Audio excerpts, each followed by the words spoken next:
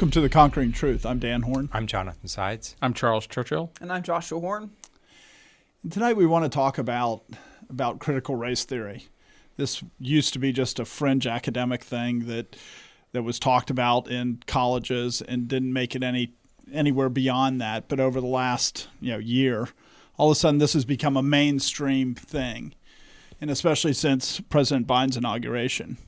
And so I think we just wanted to spend some time tonight talking about that and talking about what it looks like, how they're trying to put it into practice, and what the church should do to counteract it.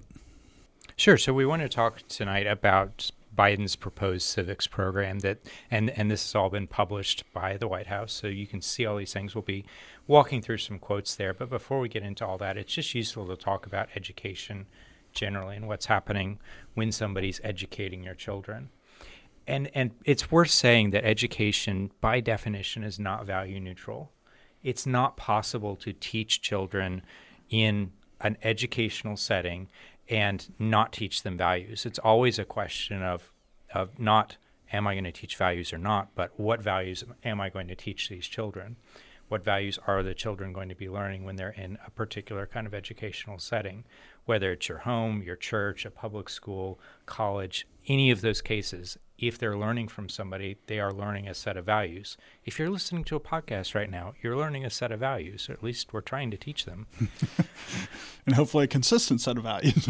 Exactly. And so when the government comes out and publishes a system of education and they lay out in detail, here's the sorts of things that we're going to be shaping our education around, you should look at it and say, they're teaching my children a particular, in this case especially, a particular set of moral values, a way of thinking about the world. They're giving us a worldview right here. And you should really wonder, everything else you know about the government, do you want the government being the one who teaches your children? And what you know in particular about this administration, do you want this administration giving your children their moral education? For example, there was a Reformed theologian, J. Gresham Machen, who testified before Congress back in 1926, and it was in the context of, hey, should we have a Department of Education? And in answering those kinds of questions while he was being grilled before Congress, he had this to say: as I say, I think that when it comes to the training of human beings, you have to be a great deal more careful than you do in other spheres about preservation of the right of individual liberty and the principle of individual responsibility. And I think we ought to be plain about this, that unless we preserve the principles of liberty in this department, there's no use in trying to preserve them anywhere else. If you give the bureaucrats the children, you might as well give them everything else as well. And so what we're seeing and what we're going to talk about tonight is what's happened as a country as we have given our children over to the bureaucrats, and then tell you, don't be surprised if you see your personal liberties and the liberties of the church assaulted because you've given your children over to moral education of people who want to destroy your children's ability to think critically and to think biblically and think morally. And this episode is not specifically about what you teach your children. Obviously, it matters what you teach your children. But like Jonathan said, the nation has given the children to the government to educate, and that's been the case for years. And so 97% of people that you run into or more have been influenced by this way of thinking for years. And so a lot of the things you already think, a lot of the things that you already hold to be true, you hold them because the government has been building this holistic view of how you should think about the world, and it's just been the ocean you've swam in. And it is a shift. What he was speaking against preventing was the shift not from not government to government, because the reality is the states were already doing this. It was from the states to the federal that he was saying. And I think he would agree at the state level too. I'm not saying that. But even the people he's talking to have already been greatly impacted. And this was almost 100 years ago. Right. I think this is an area where, the liberal anti-Christian groups really put a focus on education. I think they have more of an understanding about how important it is to influence the schools from preschool all the way up to graduate university training. And I think, there's a lot more focus from people on the left to say we need to make sure that we are getting what we want taught in the schools, because then in 20 years we'll have won, because now everyone is going to agree with us. Before we go into this and look at the specific aspects of this plan, I mean, the government's always doing this sort of proposal. There's always an agenda being pushed down, a man-centered agenda being pushed down. And there's an aspect, I think, where one of my questions was, what's different right now? Because you do see some differences going on. And I think, the coronavirus did not cause this, but I think it revealed this. The church is weak. And I think if you look at what happened with the coronavirus culturally, the church showed its weakness at a national level. The church revealed its weakness because the government came and said, you're not essential. And the church said, you're right, we're not. And I think, and there's a part of it where it's easy to go, oh, that doesn't have an impact. I think it has a big impact. The church blinked in the face of the nation and said, we don't have the influence that we used to have. And the world knows it. But if the church says we don't have internally the strength to say we should meet, they're not going to speak to the culture. They're not going to change the culture. And we need to do one on fear sometime, but I think it is even more basic than that. The society said fear coronavirus. That's what the government said. You have to be afraid of coronavirus. And the church said we should fear coronavirus more than God. Right. And that's why it couldn't stand up. That's right. why it couldn't say we have to meet it. They said we need to fear coronavirus right. instead of God. Yep. And so, that's really what it boils down to. And people that are afraid are always pushed around. In 1926, when they were talking about, not doing a Department of Education, it says you'll lose individual liberties. As a forward into going into this, his proposal is there never should have been individual liberties. It's all about groups, which is basically critical race theory. Right. So the first thing, and again, we're reading from a document that you can look up online. In the description, we'll have a link. So they start with basically restating the law and stating their position. And, the law on its face isn't bad. But they start out by stating what the purpose is. The American History and Civics Education programs support efforts to improve, 1, the quality of American history, civics, and government education by educating students about the history and principles of the Constitution of the United States, including the Bill of Rights. And 2, the quality of the teaching of American history, civics, and government in elementary schools and secondary schools, including the teaching of traditional American history. But then to implement that, they have 2 priorities. And the first priority, to accomplish those objectives, right? Because they're saying these are the objectives. Which are required by law. Which are required by law. So they have to, this is their regulation of how they're going to say, here's how we're going to do what right. Congress has told us to do. Their implementation of the law. Yeah. Proposed priority 1, and there's only 2 of them. Projects that incorporate racially, ethnically, culturally, and linguistically diverse perspectives into teaching and learning. So how do those 2 connect together? Right, not logically, not based on an understanding of history. It's not saying you should teach them what actually history is. And it is traditional American history that right. they're required by law to be implementing. Right. Maybe they should teach some civics that in our system of government, the Congress passes laws and then the executive branch is supposed to execute them. But in this, what they do is basically flip that on its head. And we've been very accepting of this as a people for a long time, is we accept the idea that the legislative branch passes a law that's very vague and then the executive branch implements it however they want. And it can be very contradictory to what the original thing is. This is how they're regulating CO2 and all kinds of other things. That is not what was meant by a pollutant. And I think even more basic than that, the idea that you can say, well, here's what we're going to do, and then, or here's what we are required to do, and so the way we are going to do that is something completely different, where you can say one thing and then say, well, based off of that, we're going to do something completely different, and then just put it out there without any, not hide it, not issue some secret thing saying we're going to do this, undermine what the law is, but to just say we're just going to say one thing and then say the opposite and not worry about the contradiction. That's a dangerous trend that is it seems to be increasing from several directions and doesn't end up in good places when you can say,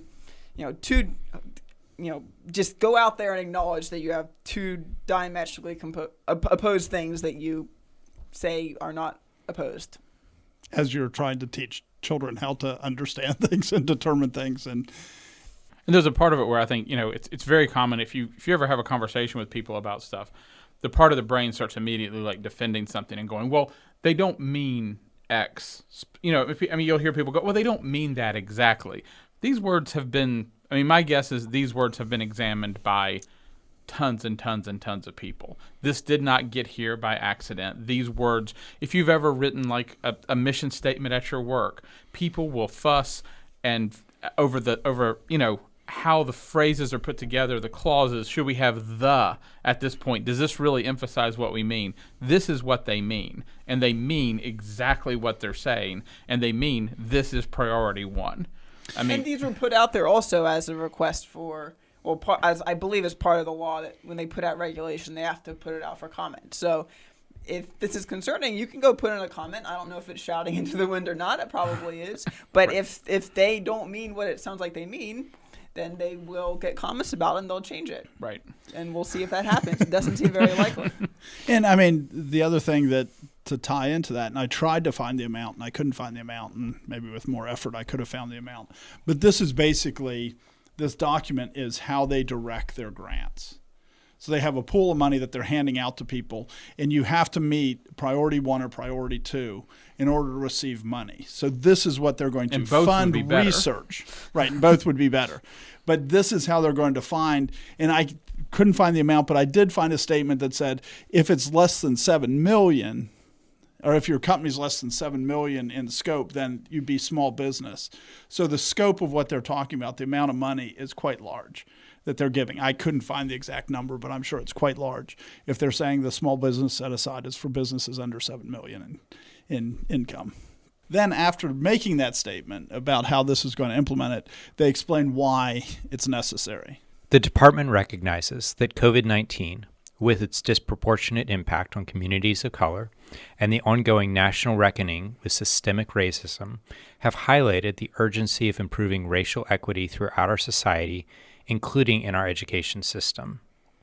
So they start us off here with COVID-19 and talking about how statistically, if you're Hispanic or Black with COVID-19, you're more likely to die than a white person. So how do we get from that to we need to be teaching racial equity? Right. And it's more than just that you're more likely to die. It's if you live in one of those kinds of communities, you have less access to healthcare, you have less access to vaccines, you're more likely to have lost your job, you just have a lot less public services. That's all piled in with because you want to throw everything you can, never waste a good crisis, and that's what they're doing. It's not just that one, it's all those stats together. But right. Yeah, to your point, how do you get from there?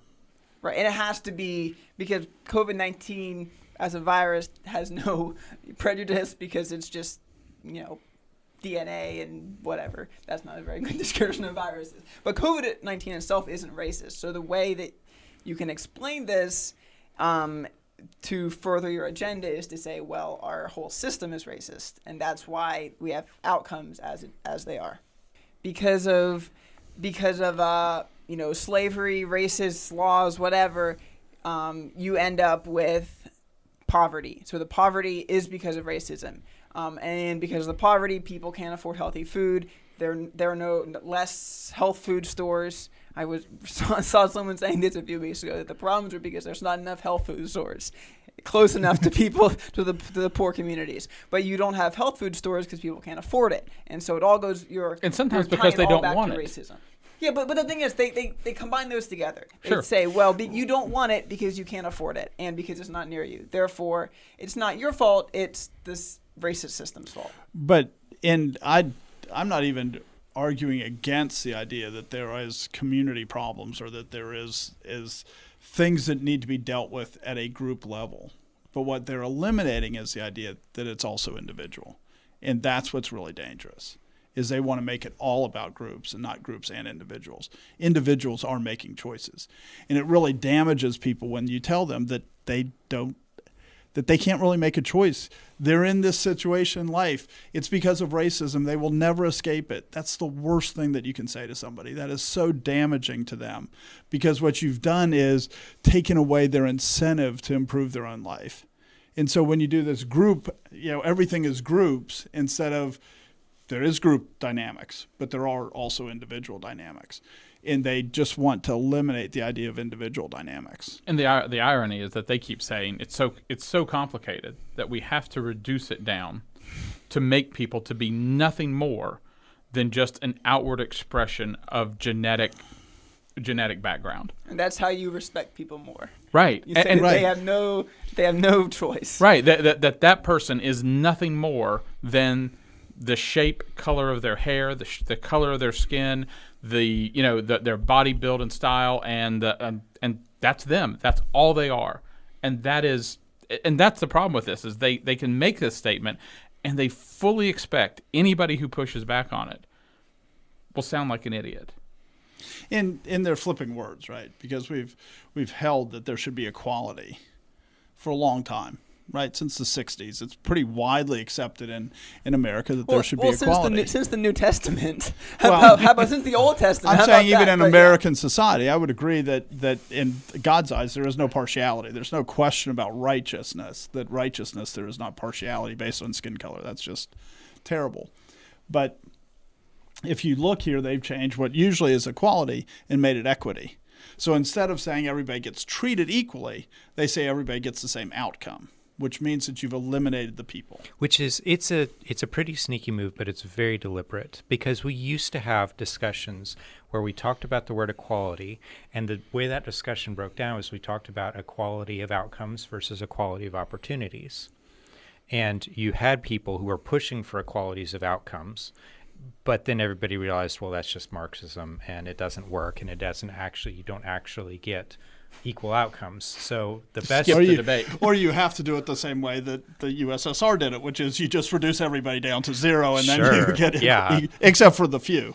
So and that was the academic debate, and those were the terms that the academics used for that. Well, and it didn't quite work out like they wanted. The power balance didn't shift the way that they wanted it to shift.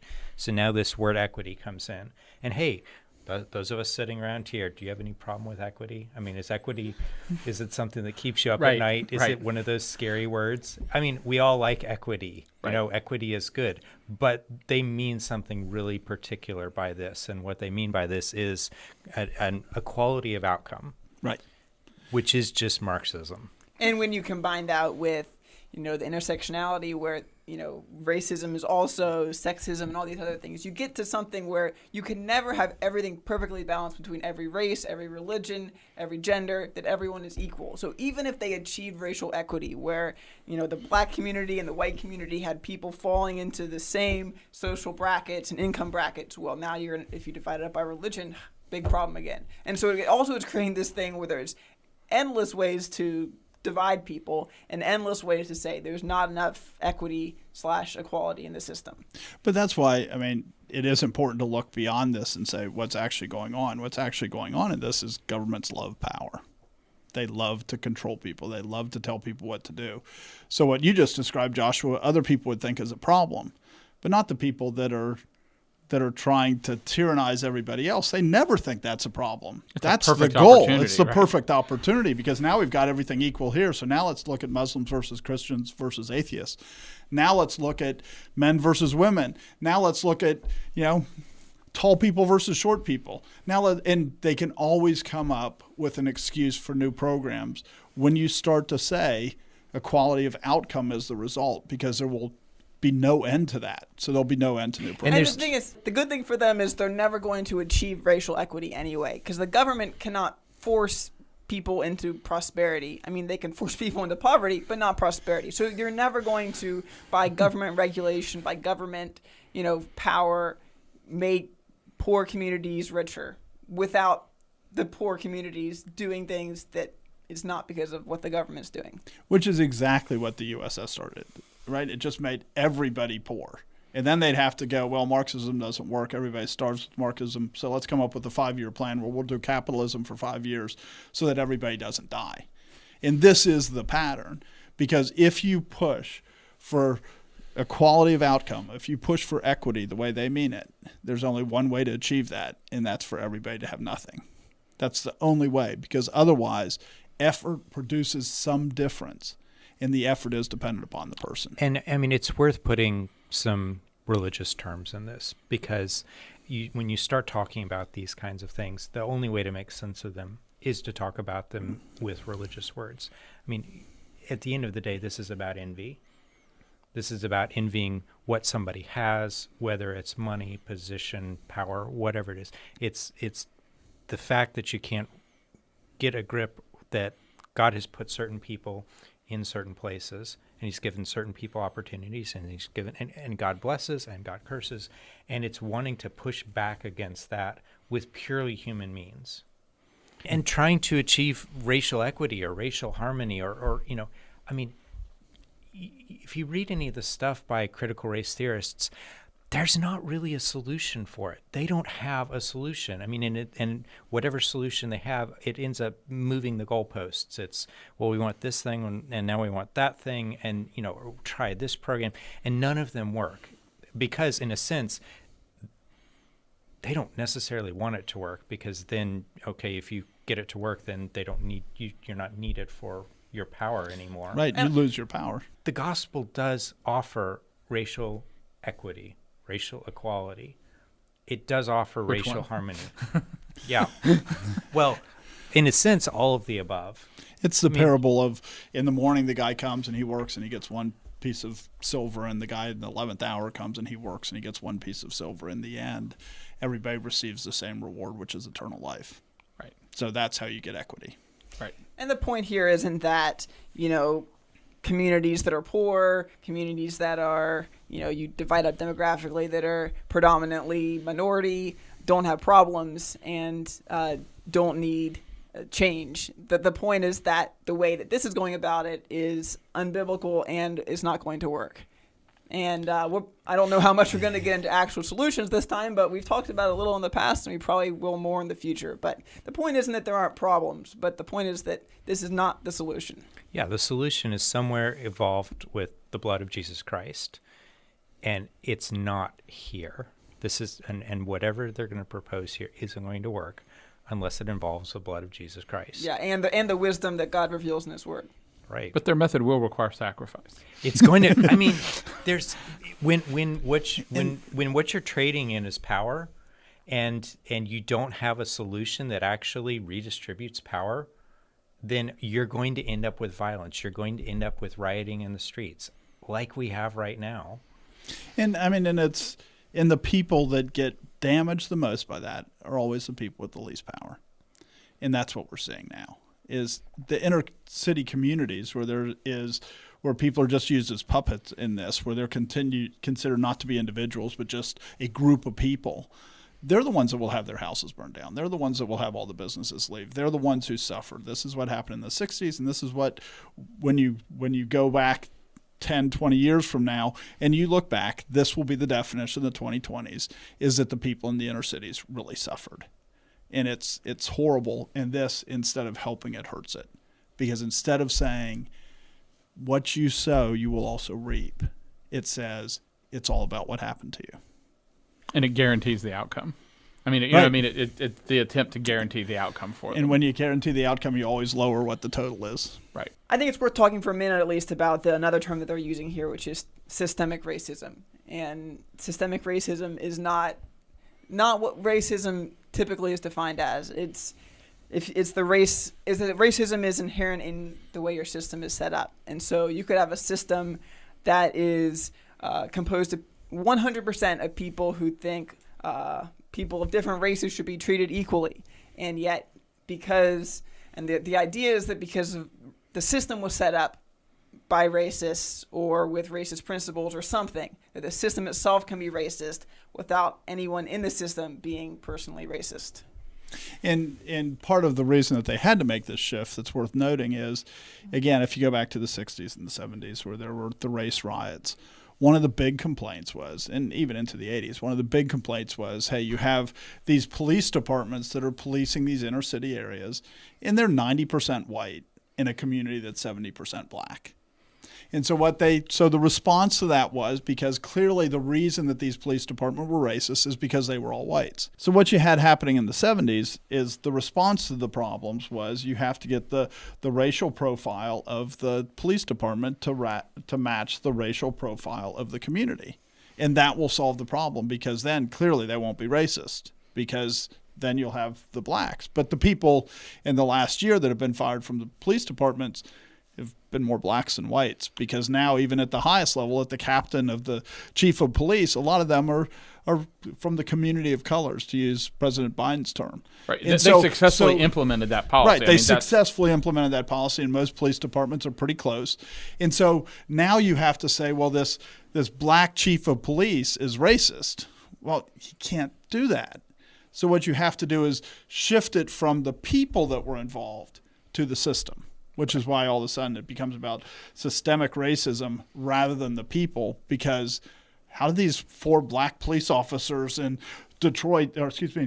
in Baltimore that shot the guy a couple of years ago, well, how could they be racist? Well, it wasn't them that were racist, it's the system they came from that was racist. So that's kind of what's caused the shift, is we solved the problem, so to speak, and then we found out that wasn't really the problem. It is insane. There is a sense of absolute insanity to it. It does not make sense to continue to say it exists there when everything you've said that's necessary to eliminate it has been done. And now you're saying, well, to eliminate it, you just have to tear everything up and start over from scratch with something that we designed. Well, that seems convenient. And I mean, just to talk further about that, Theodore Dalrymple has a book called The View from the Bottom. He was a doctor in prisons in poor areas in the world for the British government, but he works in inner city poor areas in England when he was a practicing doctor. And he said, you look at all the statistics, you compare them between inner city, New York and inner city London, and they all match without considering skin color. Because in England, they're almost all white. Inner city in Detroit, they're almost all black. But the statistics don't change, because the poverty isn't really related to skin color. And if you want to look at it, you can see that. But that's something that maybe you have to address the actual problems, rather than just creating a new program that keeps voters wanting to vote for you without actually going, maybe you have some responsibility here. I think if you look at what the scripture says about about guilt that you have, I mean, there is some references in scripture where there is guilt that you have as part of a society, but it all comes down to people committing particular sins. I mean, you bear responsibility if you are not speaking out against wickedness that's going on, if you're not the prophet who's sounding the trumpet, if there is mistreatment of the poor, of the stranger, there's guilt that comes upon everyone. But there are people out there who are doing a sin and mistreating a stranger, and because the people around them are allowing it, they also bear guilt. It's not that the systems themselves have some mysterious thing you can't read in the law. You can't read that the laws are racist, but somehow they are racist. No, I mean, laws are either just or unjust, and there's not super mysterious things that end up making you have this guilt come upon you that is really impossible to get to the bottom of. And there's nothing you can do about it, is part of the equation. There's nothing you can do about it except bow your knee to the program that we're going to put in front of you, because it's a problem that you can't solve, you can't atone for. Jesus Christ says it's not what goes into a man that defiles a man, but what comes out of a man that defiles a man. The problem is there's sinners in the system. And what the basic concept here is, the people aren't sinners. It has to be from outside. So part of the reason they have this worldview is because this is an accepted worldview in America, which means the church isn't going, this is ridiculous. Instead, it's allowing this to be widely embraced, that it is the environment that's causing the sin, not the sinner causing the sin. I mean, I remember just a couple months ago listening to a Baptist pastor of some notoriety who said that he confessed that he was a racist, and he apologized for it, and he said, and there's nothing I can do about it. There's nothing I can do about my whiteness. And it's not that he was actually a racist.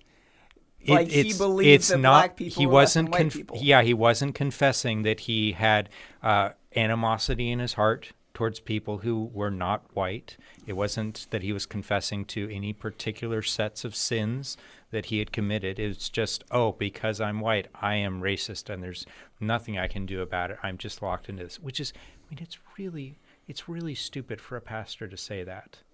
Right. Because I think really denying the gospel for a pastor to say that. There's two ways you could look at it. I mean, either he's saying racism is not a sin, and I think all of us at this table are going to say racism is a sin. Partiality is a sin. And we call partiality racism. And racial partiality is a sin. Racism is a sin. And if it's so, either he's saying it's not a sin, which I don't think he is, or he's saying that it is a sin, and yet it's a sin that's in his life, and the Holy Spirit has no power over it. And that's how you get to he's denying the gospel. Mm-hmm. And if he really is a racist and the Holy Spirit can't do anything about it, he's not saved. And you don't want a pastor who's saying that. Right. So, it's deep in the church. The church is just eating this up. And the reason that we're talking about this in the culture is because the church has got no response to it, because we kind of agree with it and we're sorry and there's nothing we can do about it. And which is, a form of godliness, but denying the power thereof. Right. That is the sign of not being saved that Paul uses. It is the sign of the people that are seeking the truth and never find it because they don't believe there's any power in it.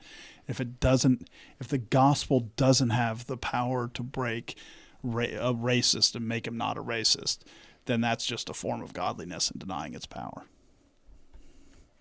And we want to take these things as kind of side things of, they're just trying to appease the people, and the reason he did it is because people would applaud him for doing that, and he's just trying to reach out to communities. Well, we're not allowed to deny Christ in the midst of that. Right. And we're not allowed to deny the power of Christ in the midst of that. You're not allowed to lie. Well, that's true. That's true, too. Thank you, Charles. That's a good point. We have a podcast on that. And the solution to the problems, again, there's a reason why we called the podcast The Conquering Truth, is part of the problem is these things aren't that brilliant. These academic philosophies that come up, they're not that great. They're not that reasoned. They're on very weak foundations. But nobody's willing to kick out the bottom of them. And the church has the responsibility to do this. The church is the pillar and ground of the truth. We're supposed to be the ones going, this is ridiculous. Right. To take every thought captive. Right. And instead, the church is trying to figure out how to adopt it by and large. And that's a very scary thing because fundamentally, it's about considering everybody as part of a group rather than individually. And we know Jesus Christ came to save those who were elect before the foundation of the world, particularly. He didn't elect groups. He elected individually. Every tribe, every tongue, every nation will be present in heaven. He didn't do it by groups. I'll take one of a town, two of a city. Right. And so when you look at it and start to say the church is embracing this idea of treating people in groups, that's a really dangerous thing because that's contrary to how the church is supposed to be viewing the world.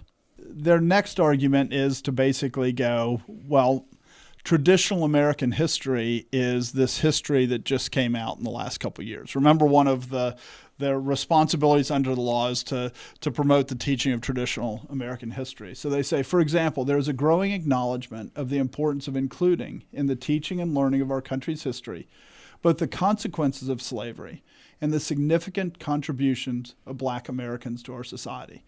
This acknowledgement is reflected, for example, in the New York Times Landmark 1619 Project and the resource of the Smithsonian National Museum of African American History. The problem is the 1619 Project doesn't have any concern about whether they're telling the truth or not. Right. They have to see everything through a racial lens. It doesn't matter what the facts on the ground are. And so most historians, even historians that would be considered liberal, a lot of them have come out and said, this is absolute garbage. This is the opposite. This is, instead of saying this person did this and this person did this and this is how the society changed. It's all this group did this. They were oppressed, so therefore this is what happened. And it's all looking at it from a lens of groups rather than individuals. Because the reality is there's already been movements to say we need to make sure that we're addressing the contributions of Black Americans to our society. And so, you go to any historical site, you go to a battlefield where thousands of people died, and they have an exhibit there on the slaves on the farms in that local area, because they have been looked very hard to make sure that they're referencing all the contributions of Black Americans. But now that's not what they're talking about anymore. Now it's saying we need to rewrite history with a 1619 project and say that America began in 1619 when the first slaves arrived, not 1607 when Jamestown started, not 1620 when the Pilgrims came. It was 1619 because the slaves were the ones that built the United States, and it's all because of them. Not just all because of them, but all because of what they suffered. I mean, and because of the racism of everyone else. Right. Because the first sentence here has been, broadly speaking, accomplished, but now they're redefining that to say, rewrite it again. And there's nothing there's nothing fundamentally wrong with the first part of the.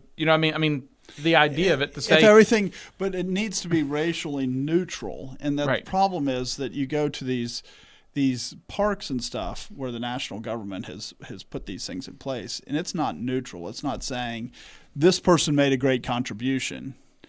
It's we have to have a Black that made a contribution. There were 1,000 soldiers at this battle. 2 of them were Black. We need to have a display, not for the 998. We have to have a display for the 2.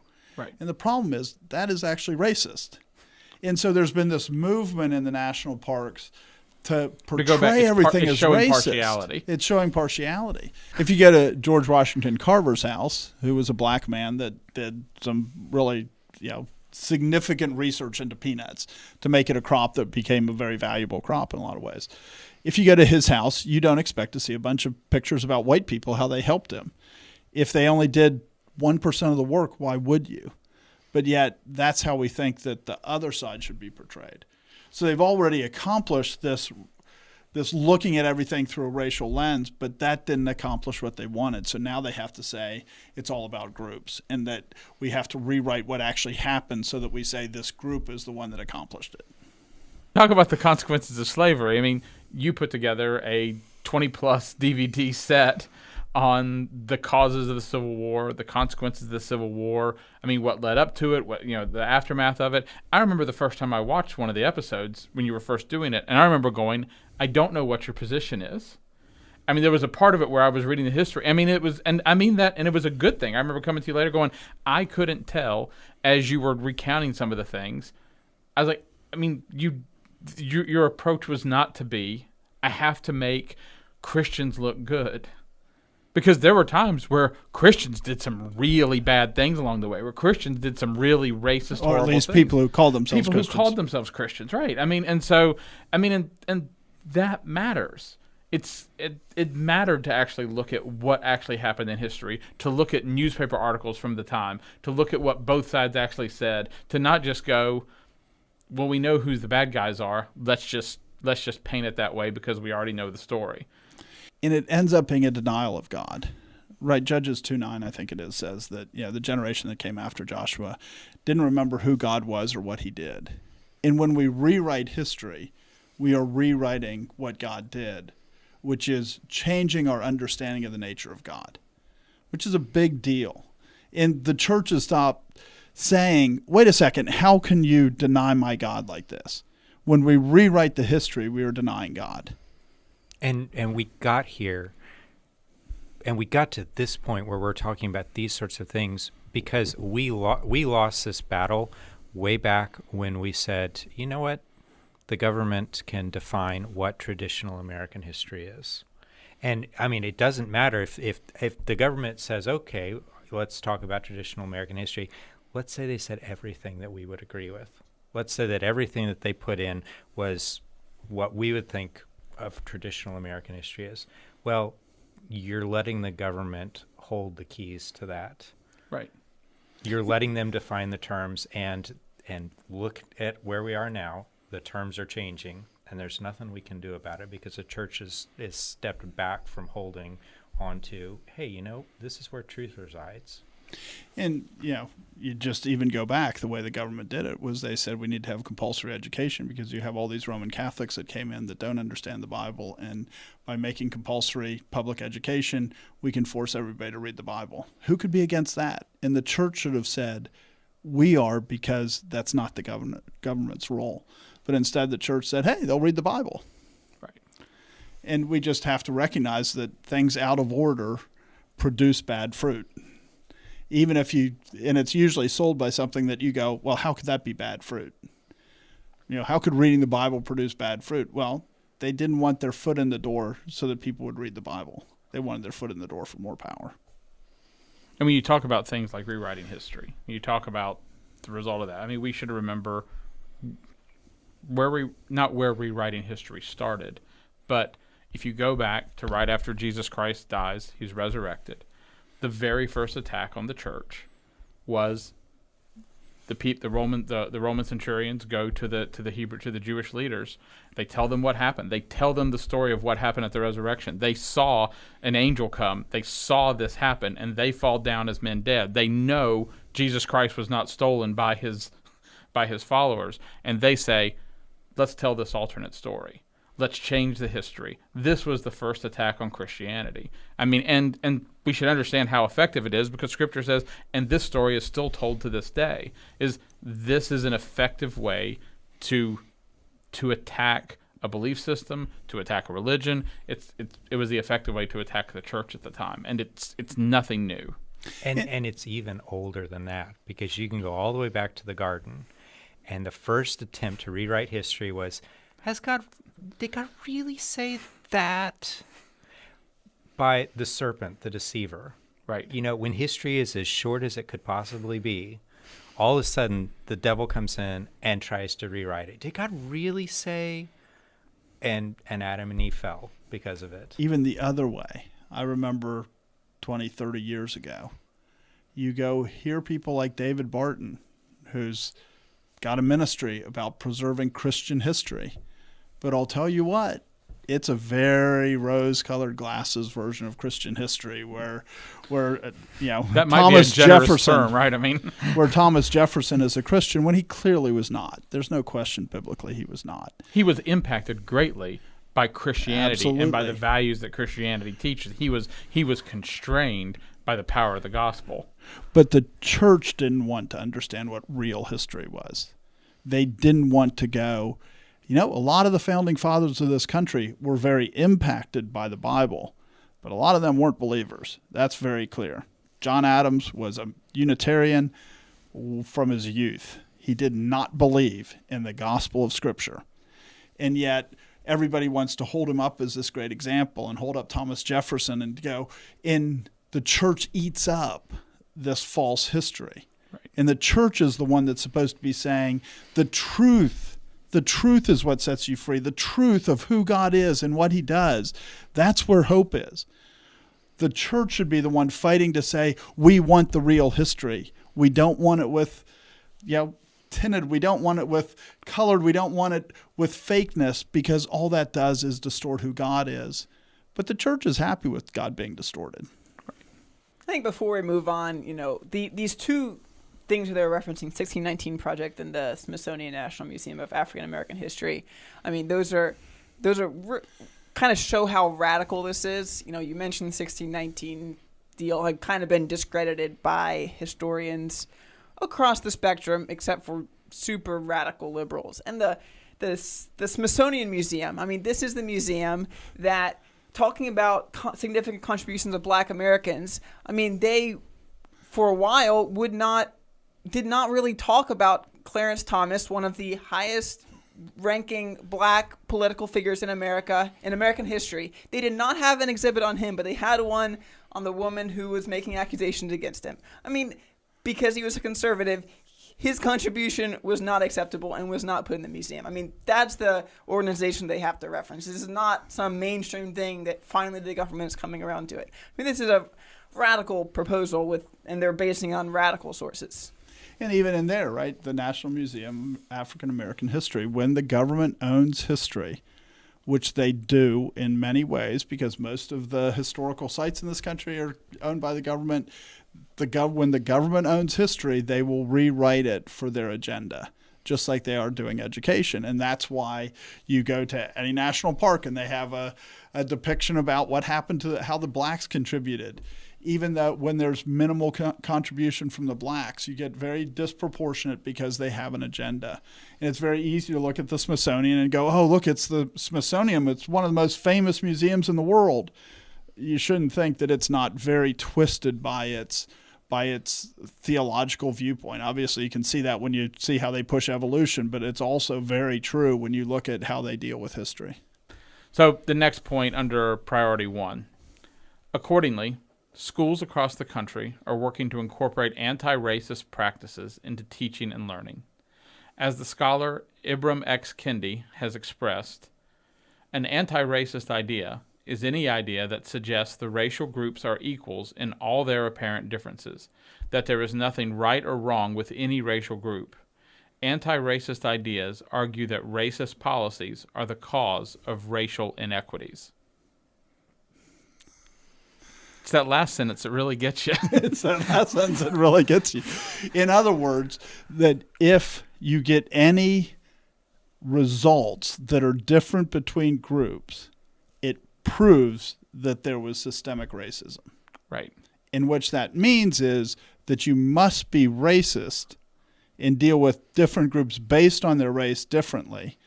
For instance, if whites make more money than blacks, maybe the solution is to tax whites more so that their income comes in parity with the blacks. Well, that is inherently racist. Right. So he makes all this argument about how he should be anti-racist and this is the policy that's being pushed by this, and this is what they're going to give grants based on. And the whole idea is that you have to be a racist in order to be against racism. Right, and it's a real switch, right? I mean, because an anti-racist idea is any idea that suggests that racial groups are equals in all their apparent differences, that there is nothing right or wrong with any racial group. I mean, when you stop right there, so they are defining racial group. They are defining right, but I mean, but if you stop right there, you can go.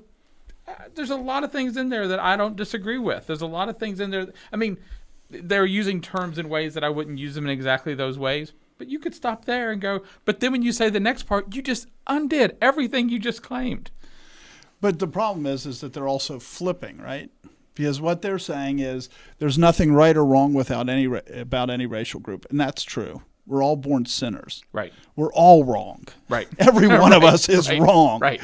And so, but that's what he's not saying. Like, ontologically, we're all equal. We're all wrong. There is no difference. There is no male, female. There is no black. There is no white. There is no Jew or Greek or any category you want. There is none. We're all ontologically, by our created nature, we're all made in the image of God, and that is our value. We're an icon of God. Right. And so if you say that there's nothing right or wrong, and that's what you mean, then that's absolutely true, and you can nod along like you were saying. But that's not what they're saying. Right. They're saying that in any group of people that there can't be cultural differences that are right or wrong. Right. A group of people that you go to the inner city and the drug use is much higher, well, that can't be wrong. And the fact that the drug use means that they produce less, well, they weren't wrong to use those drugs. Right. And so they produce less. Well, that means that the system had to be racist. Well, no, that doesn't follow. So they're also switching where everybody can nod along when you talk about the value of a person. Absolutely. Everybody's value is the same. But when you talk about cultural differences, there are huge differences, and those are choices. Right. And the idea... Not completely. I mean, they are constrained, but choices have a lot to do with it. Right. And when you apply these anti-racist, critical race theory things to it, I mean, when people go to groups and say you have to put on clothes, you have to stop killing and eating each other, you should only marry one wife at a time, that was racism because they were looking at this racial group's differences and saying those were wrong. And that was because of their racism. Right, as opposed to And you look, and it just reminds me of when the Roman Catholics would go to an area versus the Protestants. When the Roman Catholics went to an area, they'd go, oh, your culture's fine. Stay naked, stay marrying multiple people, just be baptized and be part of the church. As opposed to the Protestants would go, put on clothes. And it had nothing to do with racism. It had to do with the fact that Christianity is supposed to enculturate different behavior. Right. It's supposed to cause people to behave differently because they look at the world differently. They look at their society differently. And the solution, when you say there's nothing right or wrong about a group, now all of a sudden you can't judge behavior. Right. You can't say all ideas are equal. All beliefs are equal. And that's what they're saying. And they don't even say it, right? They just assume it. Right. And their language is such that it's kind of like with the equity, right, is that people are thinking that's the same as equality when they mean something totally different. They say, what's wrong with these people group? And if you say, well, that group is poor because of their behavior, they go, well, you're saying that's poor because of their nature. Right. And what I'm saying is they're poor because culture matters. But yet they take the nature of the person and confuse it with the culture, and they flip in the middle to go, therefore, the system must be racist, and so we must be racist in our handling of the system to balance out the racism that's inherent in the system. And part of the problem here is that the reason why they have to make it into racial groups and cultural differences rather than just saying that some, people groups are born different than others. One of the reasons for that is that, physical races are not really in the Bible. I mean, you don't have different people groups that have different value. I mean, obviously. And the reality is those don't work in the world. I mean, you have people that are 1% from Africa, you have people that 90% from Africa, you have people that are 50% from Africa. Where is the racial boundary there? I mean, it is inherently a cultural thing. And people have used arguments that are not cultural, but when you come down to it, you have to make it a cultural thing to actually put things in the And there's a bait and switch here, because one of the critical pillars of critical race theory, wow, didn't mean to go there, but one of the central tenets of critical race theory is that the races themselves are just cultural constructs. I mean, that's part of the program, at least that's what they say it is. But then you get a switch like this where they're treating it as if they're real things. So they're not real things, which, like, we agree with. There's only one race.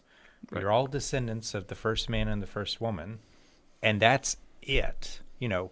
That's why we can say those top two, racial groups are equals and all their apparent differences. We all agree with that 100% around this table.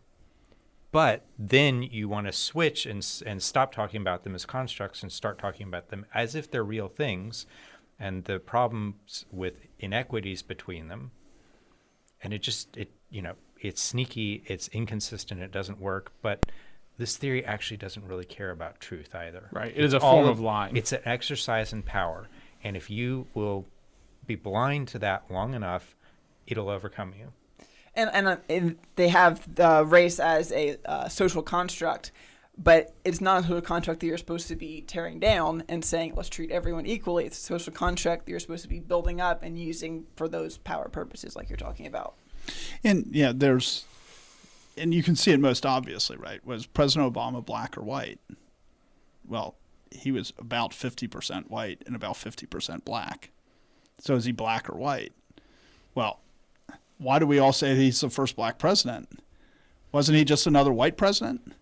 But yet nobody's saying that, because by race, if it has to do with genealogy, he's equally white and black. Right.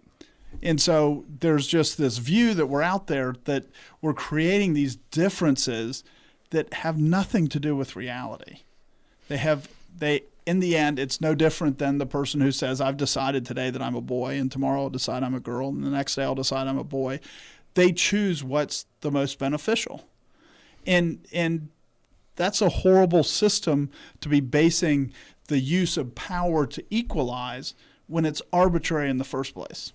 Elizabeth Warren ran into some problems with that whenever she talked. I mean, she had made claims that she, had obviously, I'm not even going to go through the whole story, but there were claims about her ancestry. So she goes and gets a DNA test.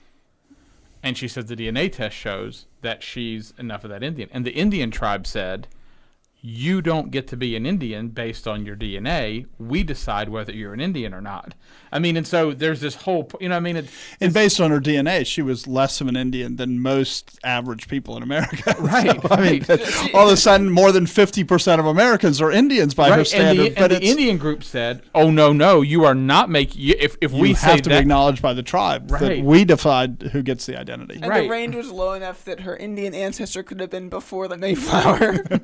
But to me, what was so interesting about that is everybody immediately understood that it wasn't about, like Jonathan said, they're switching back and forth. They're playing back and forth between the two. And one side you want to say it's about your genetics and we're going to reduce you to genetics. And then at the same time, they recognize there have to be gatekeepers who actually decide whether you fall into this category or not and whether you can be there. And some of these other things, right, they're talking about that there's nothing wrong or right without any racial group. Why are they upset about financially that the blacks on the average the self-identified blacks make more money or less money on average than the self-identified whites, But what about the fact that so many more babies are murdered as a percentage of society that their parents would identify as blacks than whites? Why isn't everybody upset about that? Why aren't they going, well, we want equal outcome? Well, why not? Let's try to eliminate the murder of children in the black community. They aren't looking at equal. I mean, it's completely arbitrary where they say we need equity here. Right. Though I think some people would say, well, it's because of the systemic racist system that's not giving them access to birth control. I mean, there are people who fit that into the theory. But systemic racism isn't. It's just a slush fund that you throw whatever you need to in. But you can go to any. I mean, in North Carolina, I think you can go to any Department of Health and they'll give you birth control. So yeah, but how many miles is it from? Probably closer than it is for most of us. And I think the point that Joshua is making is that the way that this theory is set up, it's not falsifiable. You can't come up with a counterexample that says, you really ought to examine your underlying principles because whatever you throw at it, there's always going to be an explanation. Right. There used to be a theory that light traveled through something called ether, and people would, and there was a time they were trying to prove whether ether existed or not, but you could never really test it because everything you did, the ether was always there. So how do you test whether the ether's there because light's moving through it? And any test you did, you'd have to find some place where ether didn't exist. And that's what they've done with systemic racism. Systemic racism is the ether that we all move in. And you can't find a place where it doesn't exist to measure it not existing unless you just tear everything down and rebuild it from scratch. And trust us, it's there, so go ahead and do it and throw everything away. And we promise when we rebuild it, it'll be better. And, PragerU has a good video on this where the example is used that two people come into a store where one's black and one's white, and the storekeeper doesn't know who came in first. So if he chooses the white person, it's because, well, obviously he thinks he's whites more are important. more valuable. So it's racist if he chooses the white person. If he chooses the black person, it's obviously he doesn't want him in his store very long because it will hurt his store, so he serves him first to get rid of him. So it's racist. So either way, it's because of systemic racism, regardless of what he does. He's a racist, and he can't escape it. And that's what you're talking about, that every situation you describe, in the end, regardless of what you do, they go, you're a racist. And there's this part of it where it's a self-fulfilling prophecy in one sense. Because there is this part of it. I mean, I'll see posts from people talking about how there are people who talk about how there are whites who go out of their way to be deferential to blacks, and the blacks recognize that they're doing it out of some form of trying to curry favor with them for some form of social favor.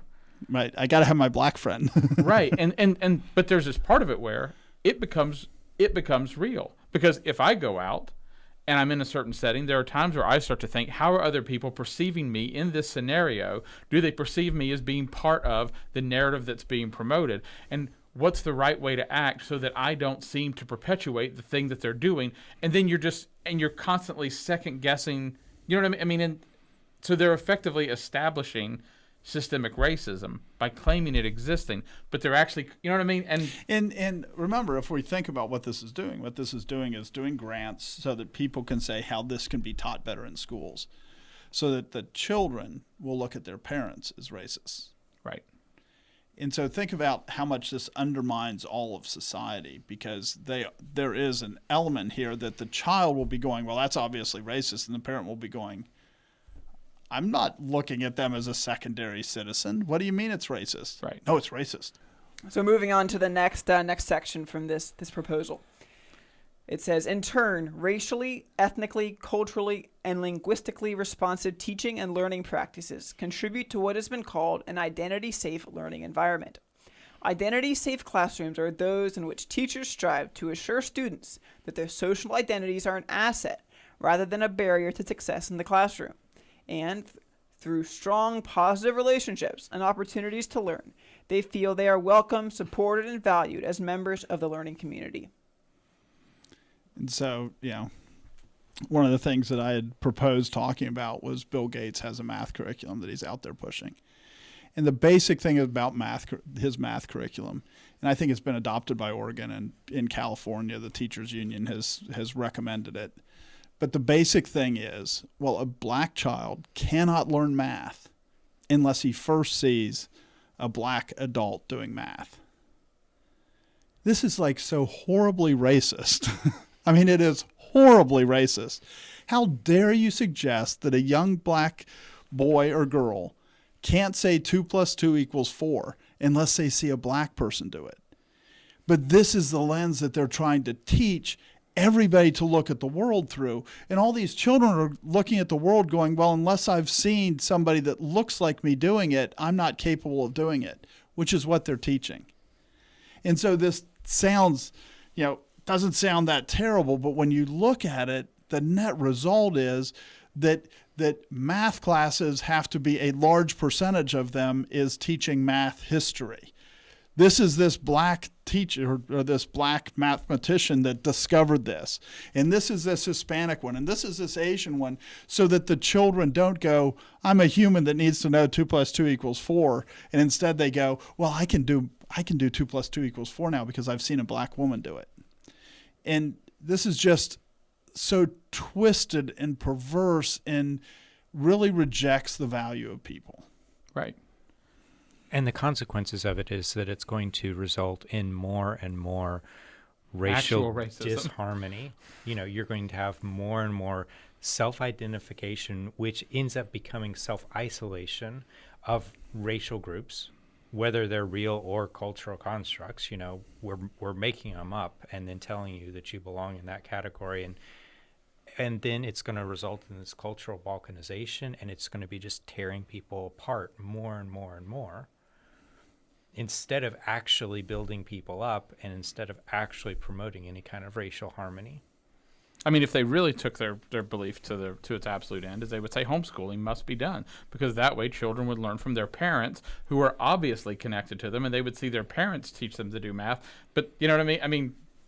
But no, that's not their. That would be giving up power. That would be giving up power, right? Because if you really believe that would be a much more natural setting to learn in.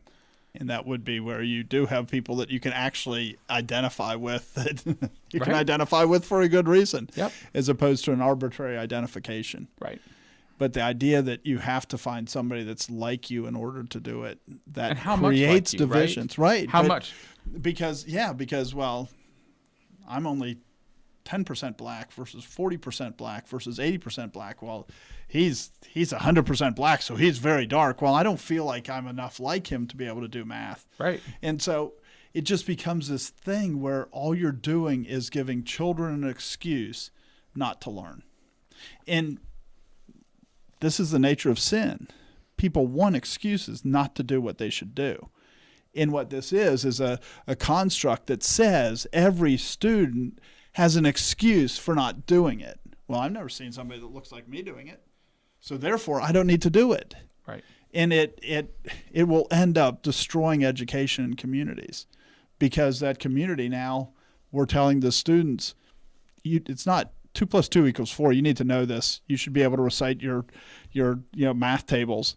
The answer is, well, I don't see anybody like me doing it, so why do I need to do it? I can't tell you it because you wouldn't. If I don't look enough like you, I can't tell you. And expect you to remember. Right. And so it will create more disparate division. outcomes, because of Not division, that's math. right, but it will create more disparate outcomes among racial groups because they're saying that your outcome is based on your racial group. And so it's already a big enough problem because who your parents are has a lot to do with how well you can read, how well you can write, how well you can speak. It has a lot to do with it because even if you go to public schools, most of the education is because the education of values, even as much as schools tries to teach it, most of the education of values comes from the parents because that's who they're with and that's who goes, I'm not putting up with that. And so they learn their values from there, but they're still trying to shove it and push it so that it creates divisions between the children and the parents, that it creates division between other children, and all the net outcome will be terrible and will be negative. I mean, it's basically critical race theory is cultural Munchausen by proxy syndrome. I mean, there's this, there are parents who decide their child is sick and they feed them poison to make sure they're sick. And they come in and they say, there's this horrible racist problem. And then the situation gets worse and gets worse and gets worse. And they go, thank goodness I'm here. Thank goodness. Look, I told you there was this horrible problem, and it's just going to keep getting worse. And they just keep feeding you poison, and there's more and more division. I mean, this is what it is, basically. And there's more and more accrual of power. Right. Until finally, I mean, and like I said, in the worst cases of this, you've got a child who was perfectly healthy, and they become a bedridden child who cannot get out of bed, and their caretaker is the one who's keeping them there, and that is what is happening. Because that really, in a lot of ways, is the effect of the welfare system, where generation after generation after generation, what was intended to be a very short-term fix for people that were in trouble, has now become a multi-generational thing, because we're teaching people the system's just set against you. You can't escape. Right. But don't worry, we'll continue to send you money. We'll keep you in poverty. Right. But you can't escape because of the racism. I do need you to be angry at some people for me. Right. I do need you, I do have some things I need you to do, but, they'll be easy. So if you think about the things that we've just been saying, a lot of it is very much things that nobody should accept on their face value. If they actually think about them, they go, no, COVID-19 and systemic racism isn't that closely tied together. So if you want to win the argument, what's the next thing that you have to do? You have to convince people to not think for themselves. Right. So priority 2 of the proposal is promoting information literacy skills. It is crucial that students learn how to gather and evaluate sources of information and then use evidence from that information to develop and support their ideas and advocacy positions.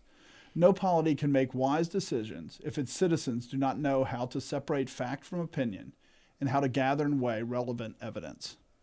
So they're not just going to say, well, here's how you need to think about things. They're going to tell you, and you must evaluate it based on our understanding. So they're inculcating the worldview to make sure that you reject sources that disagree. Right, because if you've made it this far in the document and you still agree with them, you don't know how to evaluate information and actually make logical conclusions from it, because they've basically just been saying random things and then coming to the conclusion they want to come to. And when you remember back at the beginning, what they're supposed to be doing is teaching like traditional American history. Well, one of the most basic fundamental things in traditional American history is the strength of our country is based on the right to express your view. But what they're saying now is you're only allowed to listen to the approved news sources. Right. So what you're supposed to understand is if it came from NBC, CBS, or ABC, that's okay. But if you listen to it from something from Facebook, that's a lie. Right. And so what they're doing is saying this is the definition of misinformation. Not that you evaluate whether it's true or not, but that you look at the source. And if it's an approved source, that's who you listen to. I mean, I remember, so you talked about David Barton earlier, and I mean, I remember growing up and listening to David Barton, and when I think I was around 12 or 13, and I remember him talking about how, and I don't remember the study, but he talked about how there was a very, very small percentage of people who actually knew what a primary source document was, how to look it up, and how to actually use it. And I remember going, what's a primary source document? How do you look it up? How do you use it? But I remember being kind of, started to be fascinated by bibliographies and started to be fascinated by looking things up. I mean, even today, I'll hear somebody reference something, and first thing I do is I pull up my phone and I start looking up the actual thing that they're saying they're quoting. Yeah, because it's not bad to know how to evaluate sources of information. Right. That's a good thing. But you look at what that means in context of all the fact-checking stuff that goes on, and it takes on a different meaning in the light of all that. For sake of time, when I was cutting out things to put in for us to consider, I didn't take the whole section, but the whole section is people are going to Facebook instead of going to news organizations, and they should only go to legitimate news organizations. And so they aren't teaching people how to identify misinformation. They're teaching people these are the sources that you should just believe. Right. And what we need to be teaching our children, what we need to be teaching ourselves, forget our children, we need to teach ourselves is how do you look at something and evaluate whether it's true by going to original source documents to see if it's logically consistent or inconsistent. I mean, there's some really basic things that you do before you say, I accept this information. But they're not saying that. All they're saying is if it came from New York Times, it's 1689 or 1619 project. Don't worry about it. It's good. It came from the New York Times. And so they're teaching the way that you identify what's valid information is by the authority of the person who presented it. And anybody that's paying attention over the last 4 years, how many times has the New York Times lied? A bunch. Right. CNN, ABC, NBC, CBS, Fox News. I was going there too. But they all have lied a huge number of times. And that's one of the great blessings that I see from President Trump's presidency is that anybody who looks at the news and just says, yeah, you should swallow what they say, are you kidding me? They've been proven to be wrong so many times in the ability for the government to manipulate the news with rumors. And we have these anonymous sources, and they all agree with each other when it's really the same guy talking to 4 different people. Right. And and that's not how they're evaluating. The Bible says, by 2 or 3 witnesses, the facts are established. That's not what they're teaching here when they say that, you have to be able to figure out how to identify sources of misinformation. And we have just a little plug here. We had a whole episode. One of the first episodes we put out was on media misinformation and discussing some of those same things in more detail. Its name is something like One Simple Trick to Defeat Fake News, but it's better than the title sounds. What they're doing is they've just in the priority 1, they've said here's the core of what we want you to learn. Here's the values that we're trying to teach you. And then what they're doing here in priority 2 is they're stroking your ego a little bit, saying, and I mean, hey, we want the children to think critically about it. But we don't really want them to think critically about it. Because if you've been thinking critically about it, you have all sorts of questions by now, and you're not agreeing with them, and you're the annoying kid in the classroom who won't just sit down and shut up and do his homework. And so it's just there's so many basic logical fallacies associated with this, where they're telling you that what really matters is the source and not the truth of the information, which is a key component of critical race theory. It's all about narrative. It's all about who's saying something. It's not about what they're saying. It's not about the truth of it. So with a whole lot of words, they're basically telling you that truth doesn't matter. And these are the people who would like to teach your children. And what they're, if you read the whole thing, what they're really saying is there are the people that you should listen to. And that's where your faith needs to be. You don't need to trust whether it's true or not. These are the people who care.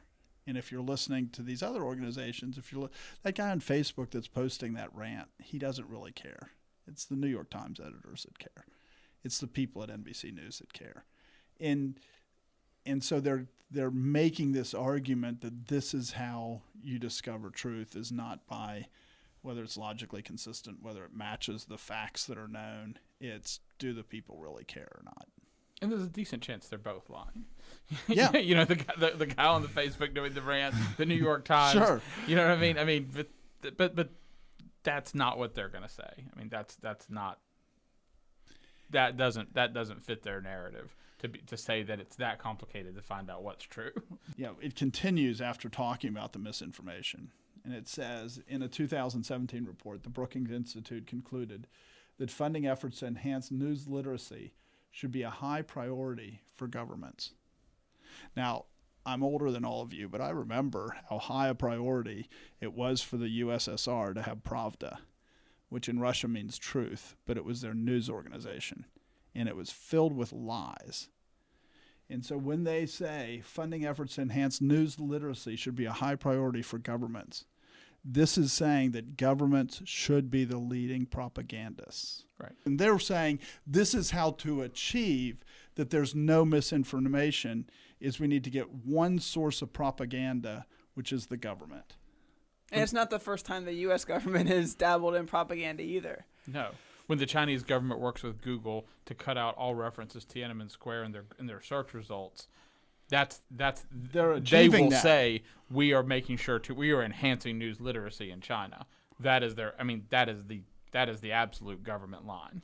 And when Facebook bans Donald Trump, they're saying we're enhancing news literacy.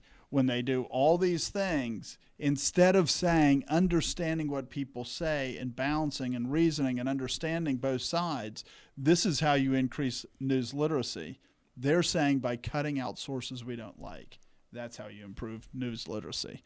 And so it has to be a high priority of governments to make sure you know what you're supposed to know and not what you're not. And let's not kid ourselves. You go back to the picture of the guards at at Christ's tomb. Who did they go to? They went to the government, and the government said, we need to enhance news literacy. So we have to pay them money and have them go tell this story to everybody. Right. And everybody there should have known. They were all Roman in the Roman Empire. They would have known that it was a death penalty for what happened. Right. For But Roman yet these centurions to people fall asleep are on the walking job. around and saying, this is what happened. We fell asleep on the job. And anybody who wanted to think about it would have gone, this isn't true. Right. And so let's just understand that this is also part of what's happening now. They're saying things that people want to believe. It feels good to feel, well, yeah, I am a racist. I feel so good for confessing it, like that pastor did, instead of actually wanting to deal with truth. And this happens all the time, is that people believe things, accept things, promote things that if they just sat back and thought about it, they'd go, clearly that's not true. But they don't want to. When you say it like that, it makes it sound like a bad thing. I mean, be careful. What's happening here is they're trying to put you to sleep with nice sounding words. Who's against funding efforts to enhance news literacy? Anybody? Yes. But who's against the abolition of free speech and a free press? Because that's what this is. This is targeting. This is the step along the path, and it's not the first step. We're well down the path when the government can get away with something like this, and we all sit back and we think, oh, yes, funding efforts to enhance news literacy. Maybe this is too late in this podcast to say it, but there is racism. I mean, we're not saying there is not racism. There is racism. There are racist things that happen. There are racist thoughts that people have. I have had racist thoughts. And it doesn't, but I'm not going to sit here and be like the pastor who said, there's nothing I can do. When you have a racist thought, you kill it. But when you change it to systemic racism, it's something fundamentally different than actual racism. Right. You turn it into something that can't be measured, that can't be addressed, like I said, without just destroying everything. And, going back to one of the concepts here that's I think is really important to understand, and it's the application of the doctrine of the Trinity to this situation. Because the doctrine of the Trinity is that there's one and there's many, right? There's diversity and there's unity. And so when we say that there is a group, and some groups have been mistreated and still are being mistreated, that's true. But what they've done is eliminated the individual responsibility as well. And the reality is we are affected by the group we're in. I don't think race is a good term. I think culture is a much better term. But the culture that we grew in has real effects.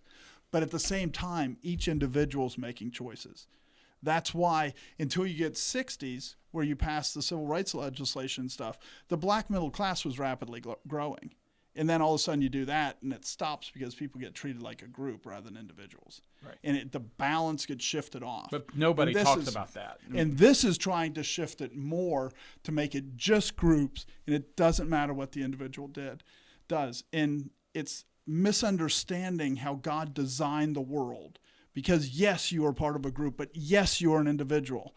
There's unity with others, but there's still diversity among people. And a government needs to deal with both. And what the movement here is to eliminate dealing with individuals. The fact that somebody had a gun or a knife and was trying to stab a girl does not mean she gets killed because she was black. Too many blacks get shot. So therefore, as a group, you have to let her stab the other girl. I mean, this is the logic where it gets to, because it's elimination of the individual. And what we need to do, if we want to think about it biblically, is understand how even in this situation, it reflects the nature of God. And you're not actually going places that people weren't going. I mean, after that incident occurred, all sorts of pundits and so forth were saying, oh, well, teenage kids have knife fights all the time. I mean, I'm not misquoting. I'm not making it up. You can't make this stuff up anymore. Right. And so we've gotten to the point where it's so absurd that teenagers, they just have knife fights all the time. Right. He should have let them have a knife fight. And literally the argument was, anytime two white guys are fighting, they know how to de-escalate it, but with knives. But if two blacks are fighting, they're just going to shoot one of them. And there's just this part of it where you go, that's just not true. This is not false. true. I mean, what governments do is they go, we are the truth. And what everybody needs to do is go, Christ is the truth. He is the source of truth. He is how you determine truth. And when they say they're going to teach people how to do misinformation or how to detect misinformation, if it's not by taking every thought captive to Christ, if it's not by doing witnesses the way God tells to do witness, if it's not going back to Scripture and saying, how do you find out what truth is? It is misinformation, because only God can say this is how you find truth. We appreciate you joining us, and this is an important subject. And even though we didn't talk about it much, a lot of it comes down to the church has given up its responsibility to be the pillar and the ground of the truth. And when the church is not doing what it's supposed to do, other people will always try to usurp its position. And so we shouldn't be surprised at the government trying to usurp its position, the position of the church, because of course that's what they're going to do. That's what fallen man does. It tries to replace Christ. But what the church needs to recognize is it has the responsibility to once again promote truth, shine forth the light of the truth of God's word, and expect the darkness to flee. The reason that our government can get as far as it has is because the church isn't speaking. We need to speak. Thanks for joining us. This has been The Conquering Truth, a project of Reformation Baptist Church. If you found this helpful, you can visit us online at theconqueringtruth.com and subscribe here or in your favorite podcast app. Thanks for watching.